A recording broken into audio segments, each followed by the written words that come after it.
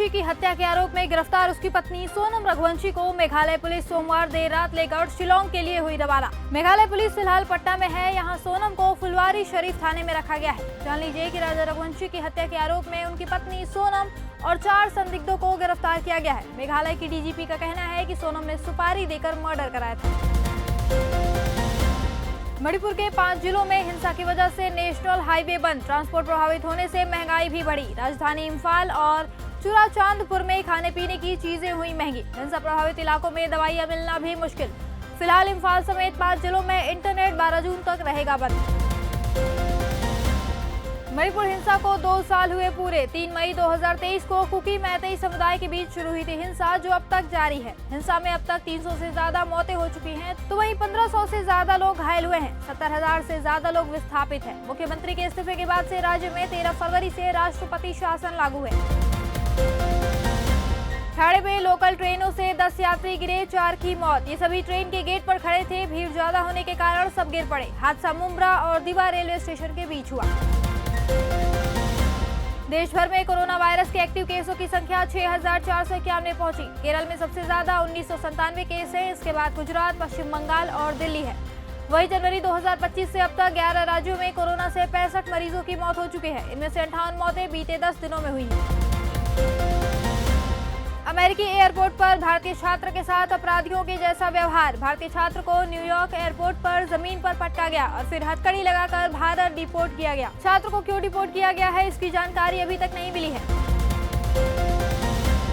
America के Los Angeles में immigration policy के खिलाफ 3 दिन से हिंसक प्रदर्शन जारी। हिंसा में अब तक 2 लोगों की मौत। राष्ट्रपति डोनाल्ड ट्रंप ने मास्क पहनकर प्रदर्शन कर रहे लोगों को अरेस्ट करने का दिया आदेश।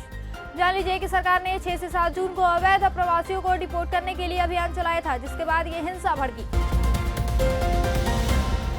डोनाल्ड ट्रंप और एलन मस्क को आतंकियों ने दी जान से मारने की धमकी। Al Qaeda in the Arabian peninsula के नए सरगना साद बिन अतीफ अल अवलाकी ने पहली बार एक धमकी भरा वीडियो किया जारी।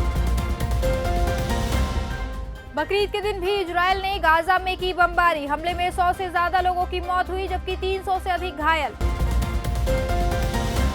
दिल्ली से 66 अवैध बांग्लादेशियों को पुलिस ने हिरासत में लिया। राजधानी के वजीरपुर और नई दिल्ली मंडी इलाकों से गिरफ्तार किए गए ये अवैध बांग्लादेशी। इनमें 20 पुरुष, 16 महिलाएं और 30 बच्चे शामिल हैं। राजा रघुवंशी हत्याकांड पर भाजपा सांसद कंगना रनौत ने जताई नाराजगी। कहा, औरत शादी के लिए मना नहीं कर सकती क्योंकि उसे अपने माता पिता से डर लगता है, लेकिन वो सुपारी किलर के साथ मिलकर एक निर्मम हत्या की योजना बना सकती है। महाकुंभ भगदड़ पर बीबीसी की पड़ताल में हुआ बड़ा खुलासा। योगी सरकार ने मौतों के आंकड़ों पर बोला झूठ। सरकार ने कहा कि 37 लोगों की मौत हुई है, जबकि बीबीसी की पड़ताल में 82 मौतों की पुष्टि हुई।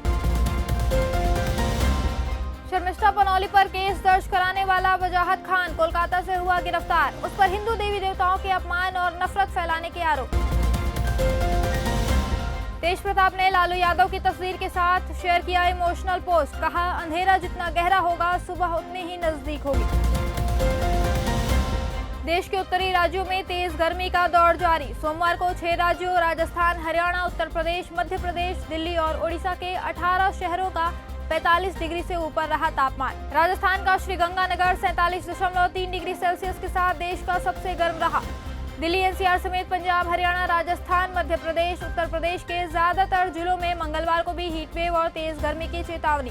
दिल्ली में आज भी तापमान 45 डिग्री के पास जा सकता है। राज्य में अगले 2 दिन के लिए हीटवेव गर्मी का ऑरेंज अलर्ट जारी किया गया है।